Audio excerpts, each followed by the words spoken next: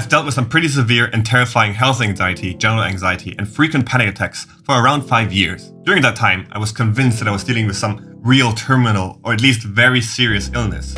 And when I say I was convinced, I mean I was genuinely prepared for the worst, to a point where it got so bad that I prepared my will to let everyone know where they could find it, just in case something bad would happen to me. Keep in mind, I was just in my mid-20s at that time, but in my head, it seemed like the worst was just around the corner and would strike me down anytime soon. After all, I have been to plenty of doctors, got so many tests done, but I never ever got a crystal clear answer from any of them. At least that's how I perceived it. I mean, yes, I was told I was fine, my CT scans and x-rays came back clear, my blood work seemed okay, and my 24-hour Holter monitor test came back without anything out of the ordinary. Not just once, but multiple times.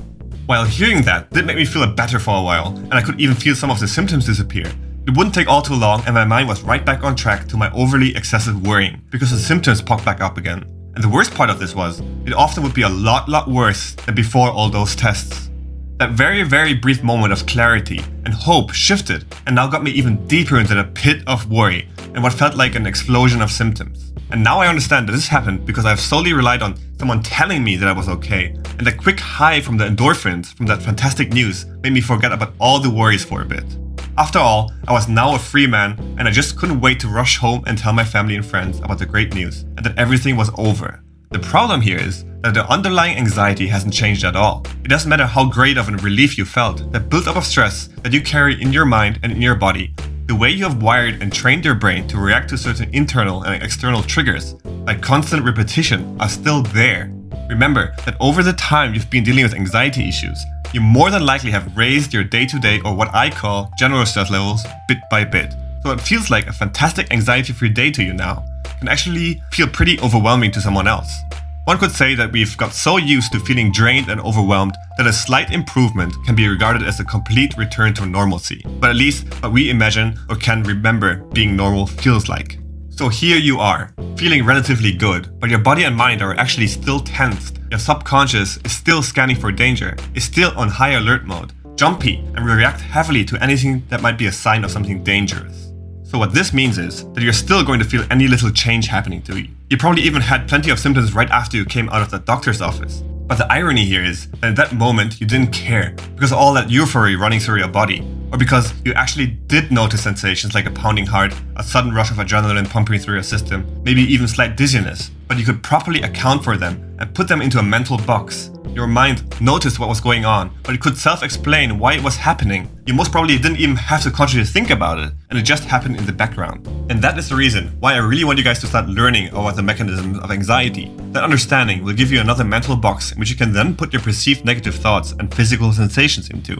And I don't mean just reading over a few articles online. I know many channels and articles say something else here, but for me, I made understanding anxiety and how it affects my body a real life mission. Being able to effectively pinpoint and comprehend this topic kind of made this whole recovery journey a bit exciting to some degree. It obviously wasn't pleasant, but I did develop this urge to kind of challenge the things that I've learned in the books I've read and wanted to experience firsthand why and how I would react if I listened in and tuned into one of my many triggers. This is the kind of mindset I believe that you will need if you want to fully overcome anxiety.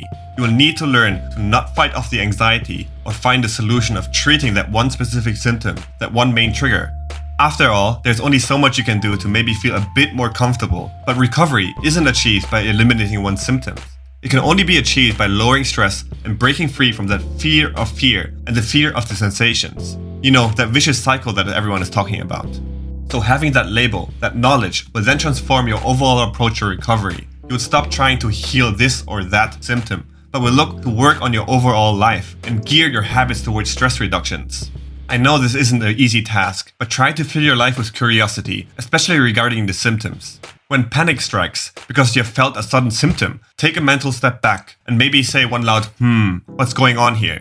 Why is this happening? And what is causing this? Keep repeating those questions and you will naturally awaken your curiosity, and you can genuinely start to lean into something that you used to consider very triggering. I know that there will be quite a few out there that think this is some weird bogus, but I swear this is exactly how my inner dialogue looked like when I first started practicing anxiety acceptance and challenging my symptoms. We are hypersensitive to bodily changes and always connect the sensations with horrifying diseases. Now you can use that hypersensitivity to learn something about your body and how it reacts to stress, learn how the human body works, and how fascinating our natural instincts can be. This curiosity will slowly but surely decompose all your negative connections you've built up in your brain and will start to reassociate your old triggers to something more productive. And also, in general, I really want you guys to start dedicating your life to working on yourself and improving your life and skills. Make working on living a fulfilling life your priority. Find something that you can really dig your teeth into and find so much passion for. You may not feel like it right now, but I promise that once you start seeing some real life results, you will notice how your confidence goes up and your anxiety levels drop. And this is where I really want to thank today's video sponsor, Skillshare. You may have noticed that I've never had a sponsor for any of the videos on this channel. The reason is because, as you probably know, I'm not a big fan of selling, especially something I don't believe will add any value to your life. And that is why I'm so excited about the cooperation with Skillshare. When they approached me with this opportunity, I was super excited because I believe it to be the perfect fit and match for the message I try to convey here on the channel. Skillshare is an online learning community with thousands of inspiring classes for pretty much everything, ranging from productivity, habit formation, meditation, and exercise, and so much more. Right now, I'm going through Aaron Boyle's amazing class called Everyday Minimalism. Because although this is an anxiety channel, I of course also have my triggers and can react very heavily to them. I now realize that after having moved back to Germany a few months ago, I just had way too much stuff running around my house that I don't use. I've already cleared up my office, got everything nice and tidy, and just stuck to the essentials. I can already feel the positive benefits of having a freed up external space that reflects onto my mental space. Well, now I've teamed up with them to offer a free trial for the first 1,000 of my subscribers that click on the link in the description below.